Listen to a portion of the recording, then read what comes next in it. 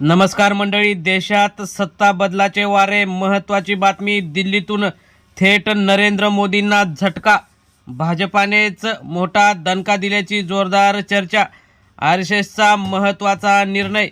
केंद्रात मोदी सरकार धोक्यात. इंडिया आघाडी 300 पार तर भाजपा 250च्या आतमध्ये येणार.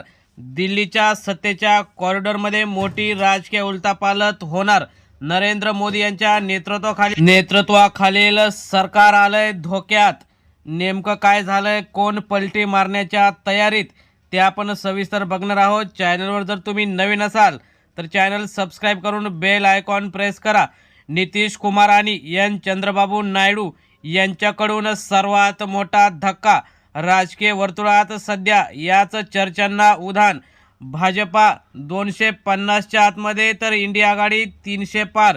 राजकीय विश्लेषकांच्या चर्चेनुसार जर सध्या घडामोडींना वेग आला तर पुढील 4 ते 5 दिवसांमध्ये केंद्रातील सरकार पडण्याची शक्यता. लोकसभा निवडणुकीत भारतीय जनता पक्षाची ताकद 250च्या आसपास थांबली आहे तर इंडिया आघाडी 300चा टप्पा ओलांडू शकते अशी चर्चा रंगत आहे. त्यामुळे आताही वेगाने समीकरणं बदलत आहेत. नितीश कुमार पलटी मारण्याच्या ज्या काही चर्चा चालू आहेत, कारण नितीश कुमार हे भारतीय राजकारणातील पलटी किंगमेकर म्हणून ओळखले जातात. त्यांनी यापूर्वी अनेक वेळा आघाड्या बदलल्या आणि बिहारमध्ये सुद्धा त्यांची समीकरणं जिथे फायद्याची वळते असा विरोधकांचा आरोप आहे. जर त्यांनी पुन्हा इंडिया व आघाडी जॉईन केली आणि NDA सोडलं तर केंद्रातील आकडेवारीवर मोठा परिणाम होऊ शकतो. कारण भाजपाची सत्ता चंद्रबाबू नायडू आणि नितीश कुमार यांच्याच 2 पायांवर त्यांची खुर्ची आहे. त्यामुळे हे दक्षिण प्रभावीतील नेते हे नायडू ओळखले जातात. आंध्र प्रदेशमध्ये त्यांचा जनाधार मजबूत आहे.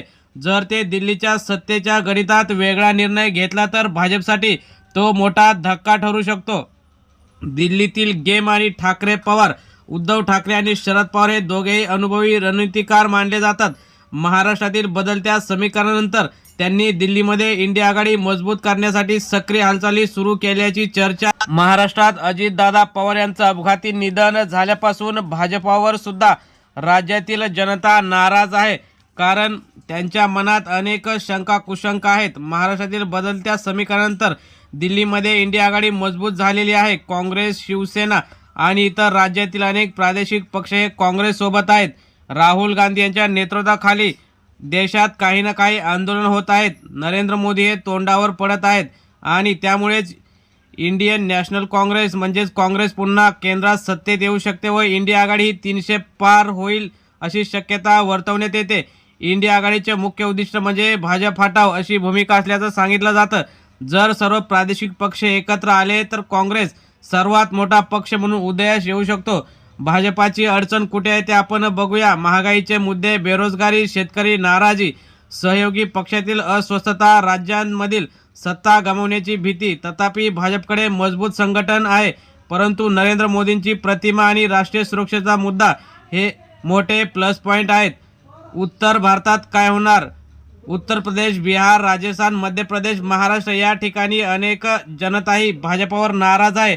त्यामुळेच आता भाजपचं राजकीय अस्तित्व काँग्रेस सत्तेत येऊन संपवणार आणि नितीश कुमार आणि चंद्रबाबू नायडू यांना महत्त्वाची पदं जसं की पंतप्रधान, गृहमंत्री यापैकी काही देऊन भाजपाची सत्ता खालसा करण्याची भूमिका इंडिया आघाडीने घेतल्याची जोरदार चर्चा आहे. त्यामुळे इंडिया आघाडी 300 पार आपली संख्या जमवणार आणि भाजपा 250 पर्यंतच थांबू शकते.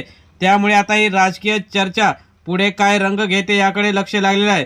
त्यामुळे जर भाजपची सत्ता दिल्लीतून गेली तर प्रत्येक राज्यात जे काही भाजपने राजकारण केलं आहे, अनेक पक्ष फोडले आहेत, शिवसेनेचे 2 तुकडे केले, जी मूळ शिवसेना सोडून जो शिंदे गट आहे तो सुद्धा त्याची सुद्धा सुप्रीम कोर्टात सुनावणी चालू आहे.